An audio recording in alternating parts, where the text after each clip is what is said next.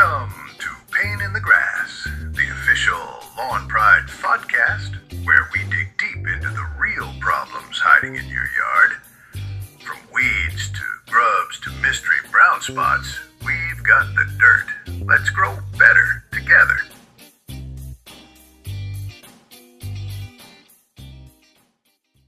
Picture this. You step outside.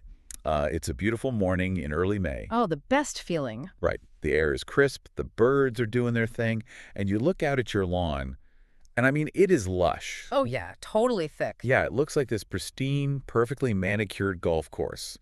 You're sipping your coffee, taking a deep breath, and you just think to yourself, you know, I've done it. You've won. Exactly. I have won the yard game. You get this incredible sense of pride and honestly, just a really deep sense of security. Yeah, which is completely understandable. Right.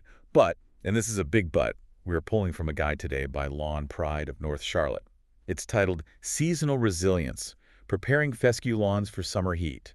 And literally, the very first thing this guide does is just shatter that illusion completely. It really does. It's a huge reality check. It is.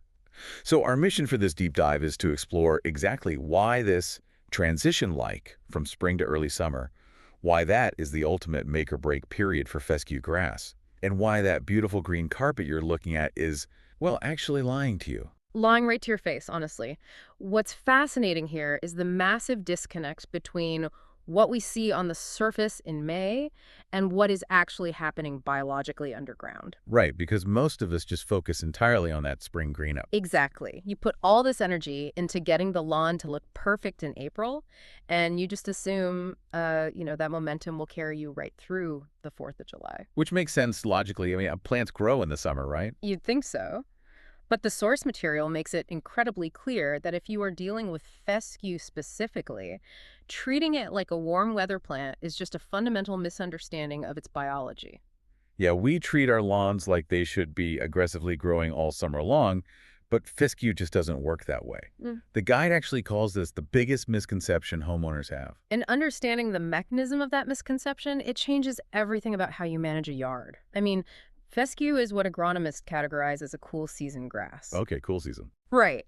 It evolved to thrive in mild climates. So its ideal growing temperature is somewhere between 60 and 75 degrees. Which is basically May, maybe. Exactly. So when your neighbor's warm season grasses, like Bermuda or Zoysia, when they're waking up in the heat and aggressively pushing out new growth, your fescue is experiencing the exact opposite physiological reaction. Like it's freaking out. Yeah, panic mode.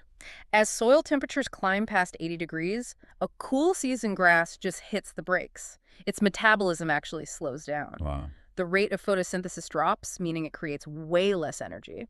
But, and this is the kicker, its respiration rate increases. So it burns more energy just to stay alive. So it is essentially starving itself if it tries to grow in the heat. That's exactly it. Because it knows what's coming, right?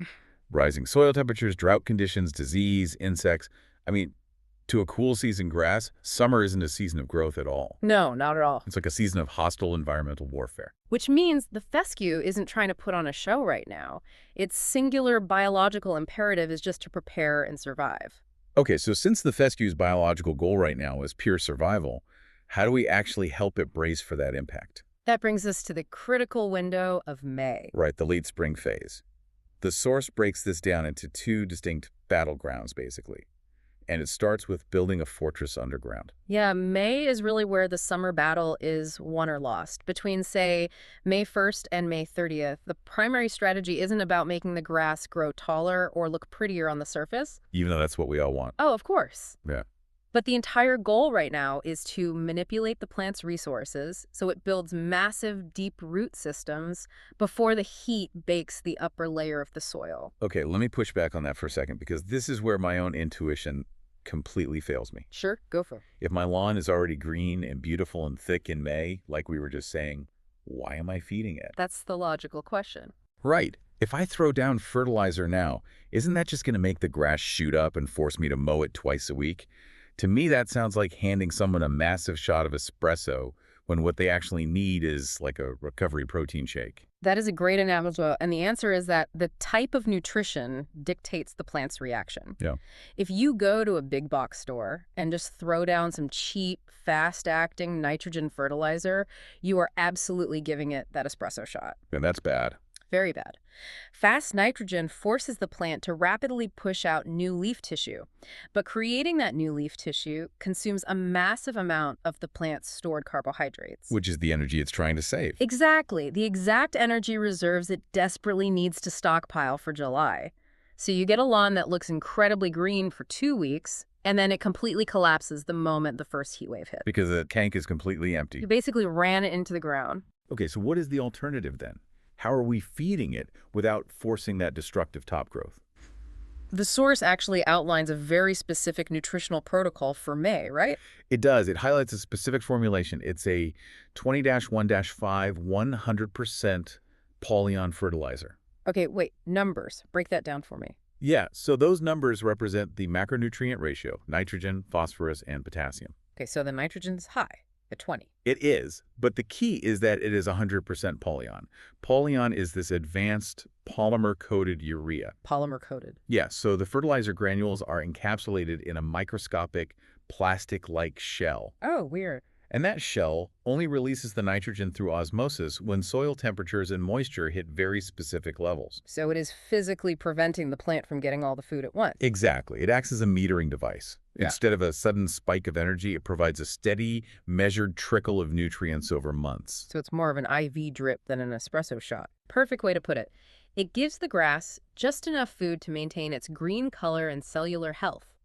But because the food isn't flooding the system, the plant's biology directs that energy downward. Oh, to push roots deeper into the soil, searching for more resources. You got it. And the low phosphorus and potassium, the 1 and the 5, they're there simply to support basic root development and disease resistance without overstimulating the plant. Makes total sense.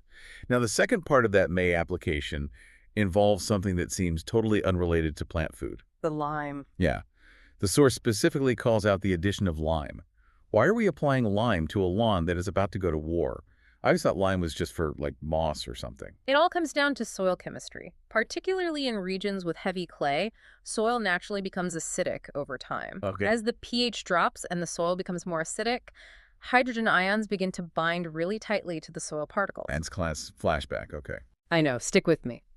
This chemical reaction essentially traps the macronutrients. So you could have a lawn completely saturated with that expensive polyon fertilizer we just talked about. The grass can't eat it. Exactly. If the pH is too low, the roots physically cannot absorb the nutrients. Oh, wow. So the nutrients are there, but the door is locked. Nailed it. So lime is calcium carbonate. When you apply it, it neutralizes those hydrogen ions, raising the soil pH closer to neutral. So the lime is the key. Right. It acts as the chemical key that unlocks the trapped nutrients, ensuring the fescue can actually process that slow-release fertilizer we just laid down. Okay, so we are slowly feeding the roots and fixing the soil chemistry. But the guide also talks about clearing the battlefield. Yeah, the weed control. Right. It mandates a weed control application, which, again, feels a little counterintuitive to me. If my lawn already looks thick and healthy, are a few dandelions really that big of a threat in May? We tend to hate weeds because they look ugly, right? They ruin the uniform look of the lawn. Obviously, yeah. But from the fescue's perspective, weeds are a far more sinister biological problem. Late spring is a very active time for weed germination. And weeds, by their very nature, are aggressive survivors with incredibly efficient taproots. So they are biological bullies stealing resources. It is totally a zero-sum game underground. Every drop of water, every ray of sunlight, and every ounce of that carefully balanced, slow-release nutrient profile that a crabgrass plant or a dandelion absorbs. It's something stolen directly from your fescue? Yep. And the fescue is desperately trying to stockpile those resources, so the source recommends an application called Change Up. Change Up, got it. It's a selective herbicide. It targets the specific biological pathways of broadleaf weeds to eliminate them without harming the fescue. It completely removes that competition before resources become dangerously scarce in July. Okay, that makes total sense when you frame it as a competition for survival. Yeah. But there was another detail in this late spring section of the text that really stood out to me because it whizzically sounds like a physics paradox. Oh, the hydrophobic soil. Yes. The source mentions that as temperatures rise, the soil itself can begin to tighten and repel water.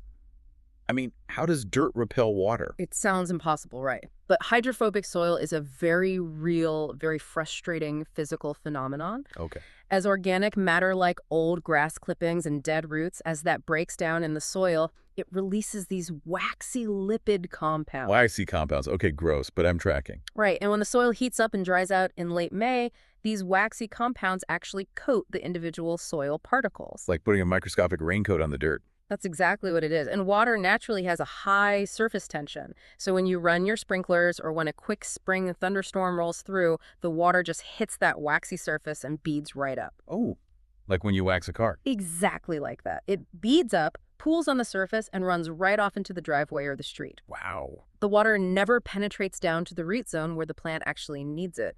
You could be running your irrigation system every single morning and still have a grass plant that is literally dying of thirst. That is wild.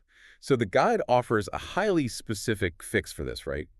It calls for a soil conditioning treatment. Yeah, it introduces a product called penetrant plus surfactant. Surfactant. Right, a surface active agent. At a molecular level, a surfactant has a water-loving head and a fat-loving tail. Okay. So when you apply this to the lawn, it alters the physical properties of the water itself. It drastically lowers the water's surface tension. Okay, so instead of beating up, the water flattens out and is able to slip right past that waxy coating on the soil particles.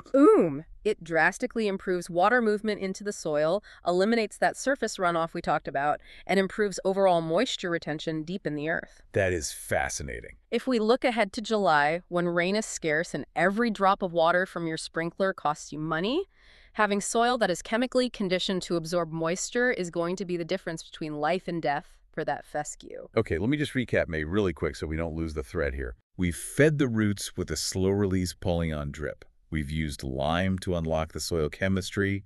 We've removed the weed competition, stealing those resources with change-up. And we've altered the physics of the soil with a surfactant so it can actually absorb water. Sounds like a solid plan. Right. We've locked moisture and food deep underground. But this creates a really fascinating segue in the guide because that locked-in moisture suddenly becomes our biggest liability. Oh, yeah, it does. When the calendar flips to June, the environmental threats change completely. Totally. If May was about preparation and building strength, June is about pure defense. Right. It's time to put on the armor. Because we spent May trapping moisture in the soil. Right. But here's the catch. When June hits, you combine that trapped moisture with 90-degree heat, and you create a terrifying new problem. A literal sauna at the soil of... A sauna. And what thrives in a hot, wet sauna? Fungus. Fungal disease is the silent killer of cool season grasses. I mean, fescue is highly susceptible to outbreaks, and fungal spores are actually always present in your soil. Always. They are just waiting for the disease triangle to complete. You need a susceptible host, the pathogen, and the right environment. And June delivers that environment perfectly. Exactly. The moisture just sits on the blades of grass in the heat of the night, and suddenly you have a massive outbreak of something like brown patch. Ugh, brown patch is the worst. So how do we stop that before it just decimates the lawn? Well, the guide recommends a very specific preventative application of two compounds, azoxy and propiconazole. Azoxy and propiconazole. Okay. The mechanism here is what's crucial. Fungicides fall into different categories, but this combination is largely systemic. Meaning the grass actually absorbs it into its vascular system. Yes. It moves right through the plant's internal transport system. Azoxy works by disrupting the energy production of the fungal spores, so it stops them from germinating on the leaf. Nice. And then propiconazole moves inside the plant and halts the formation of fungal cell walls. But honestly, the most important word in the guide's recommendation is preventative. Right, because you have to get this systemic armor into the plant before the environmental conditions trigger the fungal explosion. Exactly. Once you see those massive brown dying circles in your yard, the damage is already done. The fungus has already ruptured the cellular structure of the grass. Wow. So proactive treatment is really the only way to protect the density and the color of the lawn. Absolutely. It avoids the need for severe, expensive damage control later in the summer. But the armor doesn't stop with just fungus. The guide also addresses the sheer physical toll the heat takes on the plant.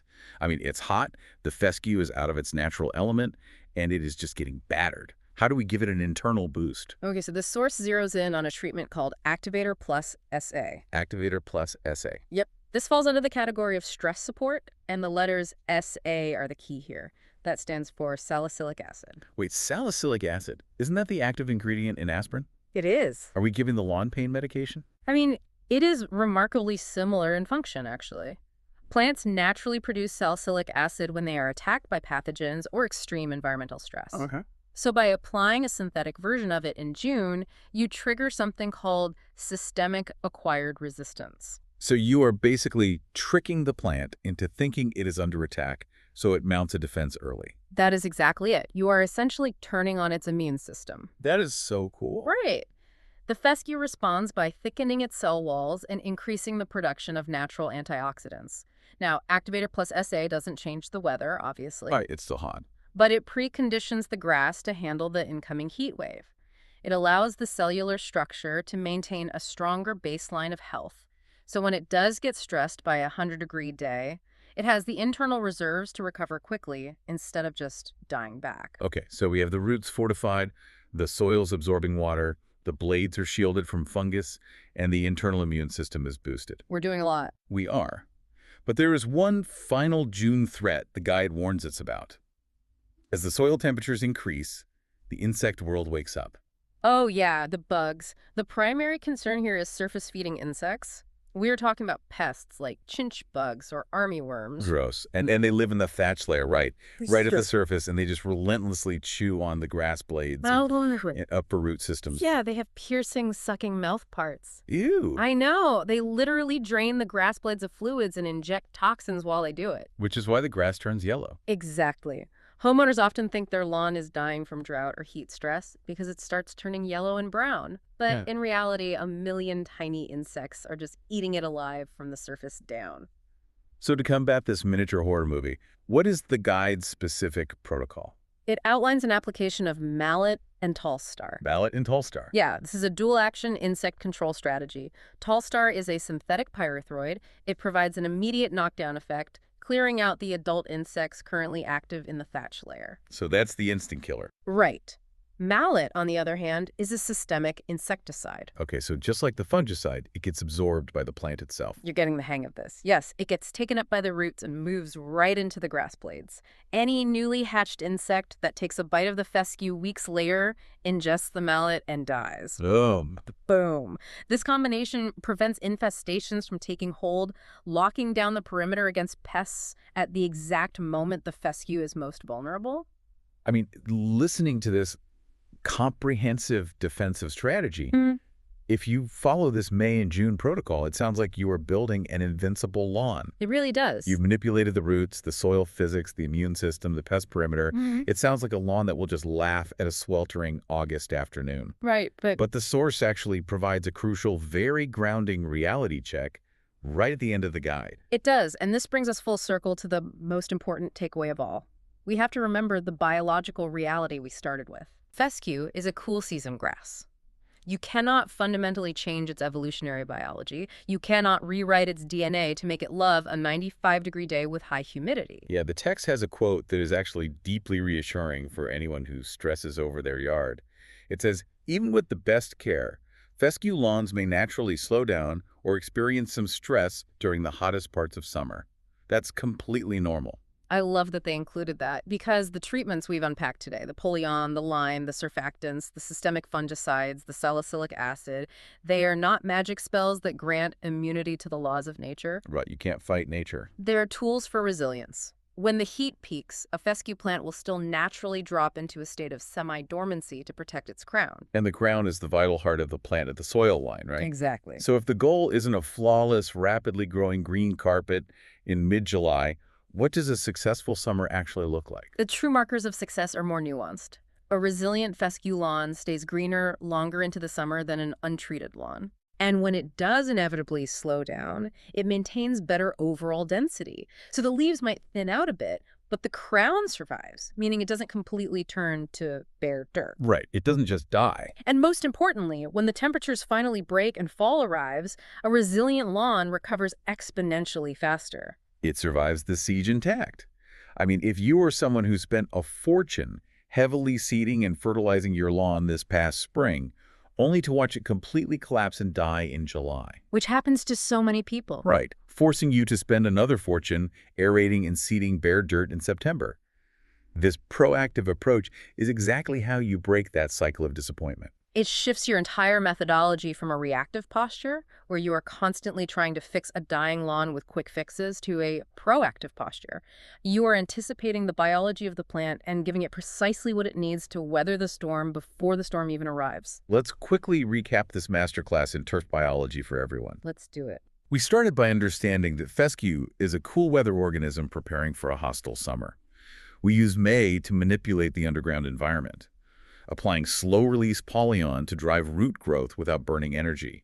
Using lime to unlock soil acidity, laying down change-up to eliminate aggressive weed competition, and using surfactants to break water tension so the soil actually absorbs moisture. Then we transitioned into June, pivoting from preparation to active defense. We applied systemic azoxy and propiconazole to armor up against devastating fungal diseases before they hatch in the humidity. Right. We used Activator Plus SA to trigger the plant's immune system and boost stress tolerance.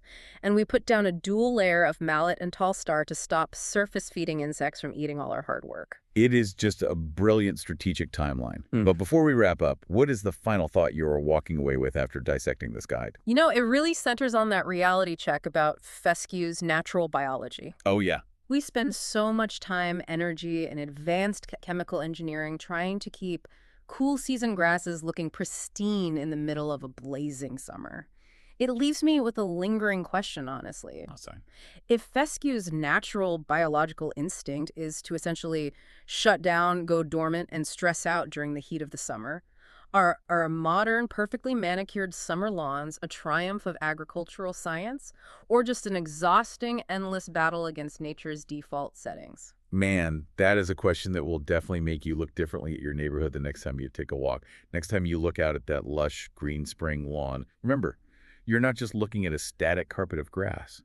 You are looking at a living, breathing ecosystem that is quietly preparing for battle. Equip it wisely. Thanks for joining us on this deep dive, and we'll catch you next time. Thank you for listening to the Pain in the Grass podcast, sponsored by Lawn Pride of North Charlotte, Huntersville, your go-to name in turf care for homeowners and businesses seeking beauty, quality, and reliability, powered by family and fueled by passion. Until next time, make sure to take care of that pain in the grass.